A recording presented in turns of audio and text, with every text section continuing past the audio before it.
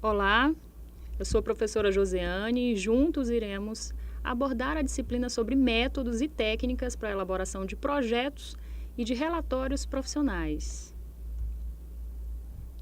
Ao decorrer da nossa carreira profissional, iremos nos deparar com a necessidade de redigirmos algum tipo de correspondência oficial. Para tanto, eu trouxe aqui o conceito do que seria correspondência, né? Correspondência é uma forma de comunicação escrita, pode ser estabelecida entre pessoas físicas ou jurídicas que tratam de mútuo interesse, né? E podem abordar os mais variados assuntos. Mas como que a gente classifica aí essas correspondências? As correspondências elas podem ser do tipo oficial, empresarial e particular. Mas o que caracteriza, por exemplo, a correspondência oficial? O que as diferenciam, né? A correspondência oficial ela acontece entre órgãos de governo, seja da esfera municipal, estadual ou federal. Como exemplo, a gente pode citar um aviso, é um tipo de correspondência oficial, um ofício é um tipo de correspondência oficial e um memorando também é outro tipo de correspondência oficial. Correspondências empresariais. Como o próprio nome já diz, né, trata-se aquelas correspondências que acontecem no ambiente de uma empresa ou ainda de entidades, que se comunicam com pessoas físicas ou jurídicas. E por último, não menos importante, a comunicação, o tipo de correspondência particular, que ela pode ter caráter ou não de intimidade e acontece entre pessoas físicas. Correspondências oficiais. Aqui, nós temos o exemplo de um memorando. O memorando ele é um documento simples, ele na verdade deve acontecer para a correspondência interna de um órgão. O memorando ele deve trazer a expressão memorando ou memorando interno. Ele deve ser numerado, o memorando deve ser datado. O memorando também deve trazer a expressão no qual deve constar o cargo da pessoa que está enviando o memorando e a expressão para, que deve constar também o cargo da pessoa que irá receber a mensagem através do memorando. Expressões formais elas são totalmente dispensáveis no memorando, bastando a assinatura de quem envia. No entanto, você pode encerrar um memorando com as expressões respeitosamente, grato ou saudações. Mas o que diferencia, né? A pessoa que está enviando o memorando, se ela possuir um cargo hierarquicamente inferior a quem vai receber, você faz o desfecho, o encerramento do memorando com a expressão respeitosamente. Se o memorando, o assunto, a mensagem do memorando for alguma coisa de solicitação, algum pedido, o memorando deve encerrar com a expressão grato. E por fim, você pode encerrar um memorando com a expressão saudações se a pessoa que está enviando o memorando ela possui o mesmo cargo hierarquicamente falando, semelhante a quem vai receber a mensagem. Na tela, nós temos uma ilustração de um modelo de um memorando. Então, como a gente pode observar, a pessoa que está enviando é um chefe e para também é um chefe. Então, como possuem posições de cargo hierarquicamente semelhantes, nós encerramos esse memorando com a expressão saudações e a assinatura de quem está enviando. Então, como a gente pode perceber na ilustração, tem a expressão memorando interna, numerada, datado e etc. Outro tipo de correspondência oficial é o próprio ofício. O ofício ele tem o objetivo de comunicar algo ou de solicitar, de fazer algum tipo de solicitação em caráter oficial. O ofício de solicitação, como o próprio nome já diz, o objetivo dele é solicitar algo, né, a autoridade ou algum órgão público. A finalidade do ofício é comunicar e ele deve ser claro e objetivo. Por fim, o ofício circular, o que diferencia ele é que é o mesmo conteúdo de ofício que é enviado para vários órgãos. Então, é um circular. Na tela, nós temos um modelo de um ofício, né? E temos algumas regras para se elaborar esse ofício. Então, quando a gente pode perceber na ilustração, o ofício deve ser numerado, o ofício deve ter um vocativo, prezado senhor, né? Então, nessas marcações que vocês podem ver na tela, deve ser assinado, deve constar o cargo de quem está enviando e também, assim como de quem vai receber, além do assunto também. Avisos e comunicados. Então, os avisos, eles possuem características amplas e variáveis. Ele pode ser o aviso tanto usado na comunicação direta, por exemplo, dentro do ambiente escolar, pode ser feito uma comunicação para os alunos, então bem mais direcionada, uma comunicação direta, como também uma comunicação indireta, né? Por exemplo, alguma coisa veiculada na mídia, ok? O aviso ele é usado tanto na correspondência particular, oficial, quanto na correspondência empresarial. Muitas vezes o aviso ele aproxima-se do comunicado, ele pode se aproximar do edital e até mesmo do ofício. Geralmente, o aviso ele não traz o destinatário nem um desfecho ou expressões de cortesia. Já o comunicado, quando ele é público, ele se assemelha e parece muito com um edital. E quando interno, ele se assemelha bastante ao memorando. Ok? Então, devemos nos atentar também que deve ser em terceira pessoa, né, no caso de comunicados. Na tela, nós temos um exemplo de um comunicado aí para um ambiente escolar, né? Prezados alunos. Então, temos aí um exemplo de comunicação direta. Agora, nós temos o requerimento. O requerimento também é um tipo de correspondência, ele pode ser do tipo oficial, particular ou empresarial.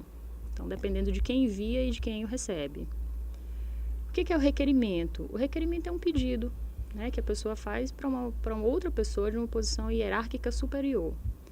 Um requerimento, ele pode ter várias finalidades. Então, através de um requerimento, nós podemos solicitar uma ligação de energia elétrica, de água, por exemplo.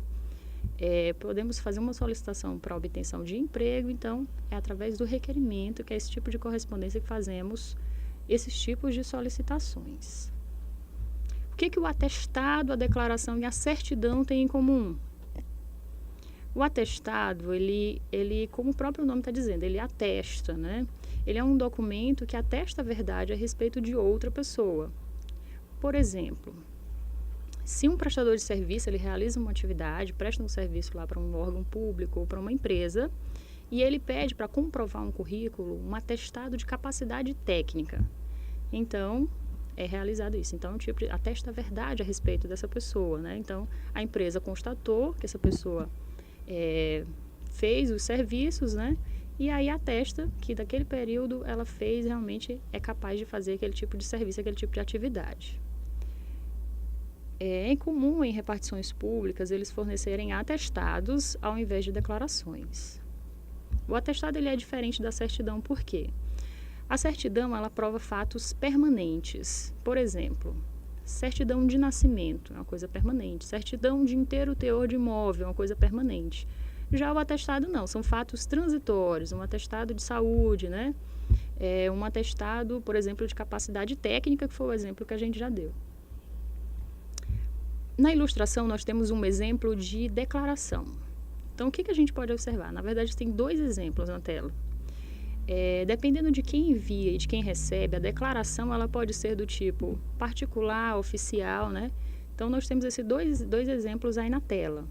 Então, observem que essa declaração do tipo particular, né, entre pessoas físicas, olha aí, é direcionada a duas pessoas físicas. No segundo exemplo, nós temos um tipo de declaração oficial. Então, está timbrado, é um órgão, né? É uma entidade, no caso, até um exemplo de uma declaração do IFP. Nós temos outro exemplo aqui na tela, que é de uma certidão. Então, o corpo, o enredo, a mensagem diz o seguinte, que a empresa está devidamente registrada e tem o número do registro, que é uma coisa que não é transitória, é uma coisa permanente, a empresa está devidamente registrada, né? Correspondências empresariais. Um tipo de correspondência empresarial é a ata. Então, em empresas privadas, acontecem muitas reuniões e a saída, o produto final dessa reunião é uma ata.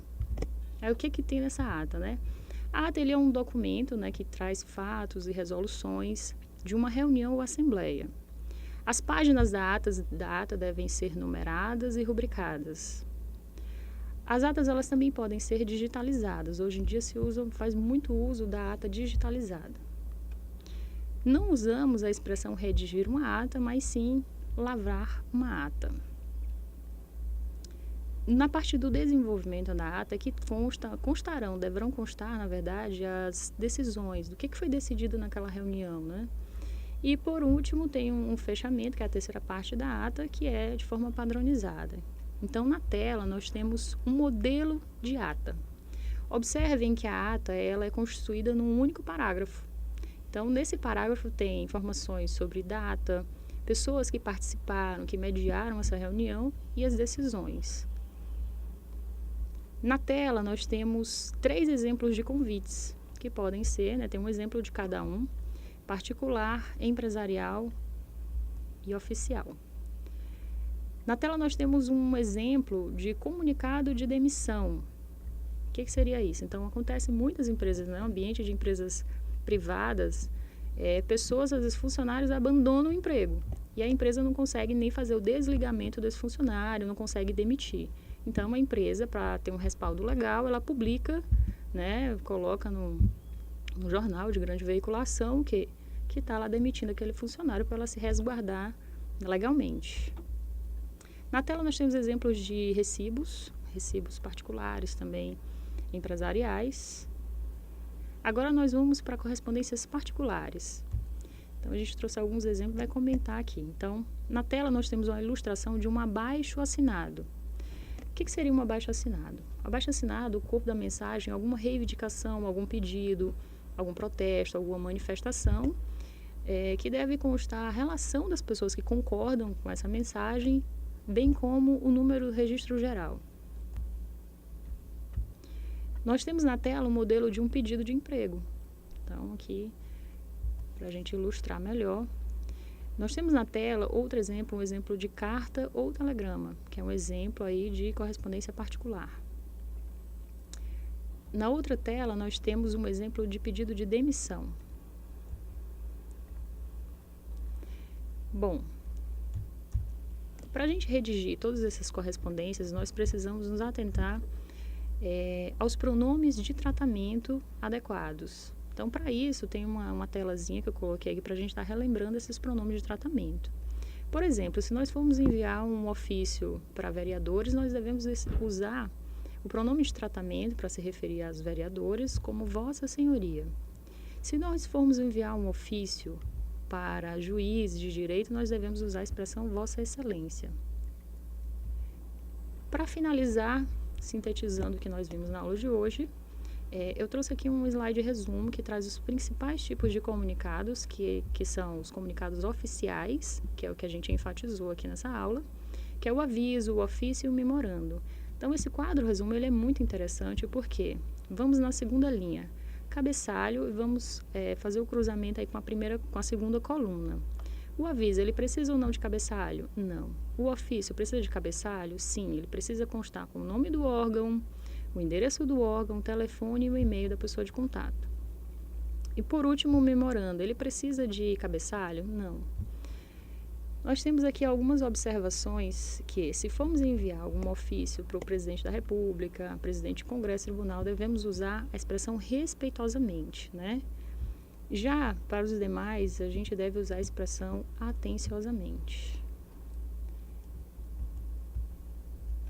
E aqui a gente encerra a nossa aula. Eu gostaria de dizer que na plataforma vocês vão encontrar muitos materiais auxiliares sobre esses temas. E até a nossa próxima aula. Muito obrigada.